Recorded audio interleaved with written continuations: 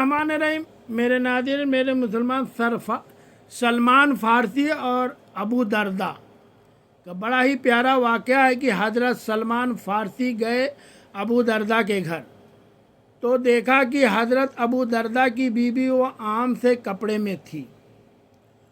तो उन्होंने कहा कि मेरी बहन ये क्या माजरा है, मैले कुचैले वाजबी से कपड़े। तो कहा कि तुम्हारे भाई को दुनिया के साथ कोई रगबत नहीं है, औरत आरास्ता हो। हुजूर ने फरमाया कि औरत की खूबियाँ बयान की, यानी औरत की खूबियाँ बयान की कि बेहतरीन औरत वो है जब उसका शौहर देखे तो वह उसे खुश कर दे। उसका लिबास और तर्जा ज़िंदगी का ऐसा हो कि मर्द के लिए मुसर्रत और खुशी और सरसारी का जरिया हो,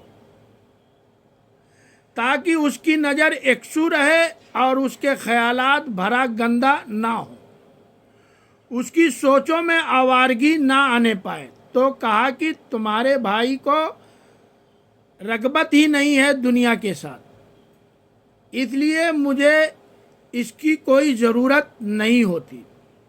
खैर, हज़रत अबू दरदा आए तो खाना लाए, तो हज़रत सलमान फ़ारसी ने कहा आप भी खाएं। कहा मैं रोज़े से हूँ, तो कहा मैं भी तो नहीं खाऊँ। तो उन्होंने कहा मैं भी नहीं खाऊँगा जब तक आप नहीं खाएंगे, यानी जब तक आप नहीं खाएंगे तो मैं भी नहीं खाऊँगा। तो नफली रोज़ा मेहमान के लिए तोड़ा जा सकता है।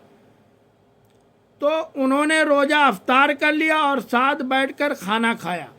रात पड़ी सोने लगे तो हज़रत अबू दरदा मुसल्ला बिछा लिया। हज़रत सलमान फ़ारसी ने कहा जनाब आपको मेरे साथ सोना पड़ेगा। अल्लाह अकबर। या वह सूफ़ी हुजूर तरबियत के पले हुए हैं,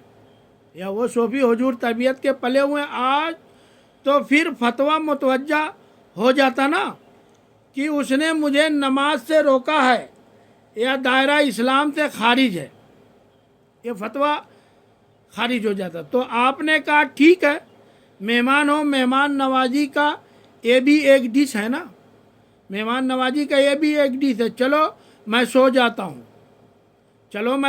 हूँ। शेरी हुई तो सलमान फ़ारसी उठे और उनको उठाया, बेदार किया, तहज्जुद पढ़ी दोनों ने।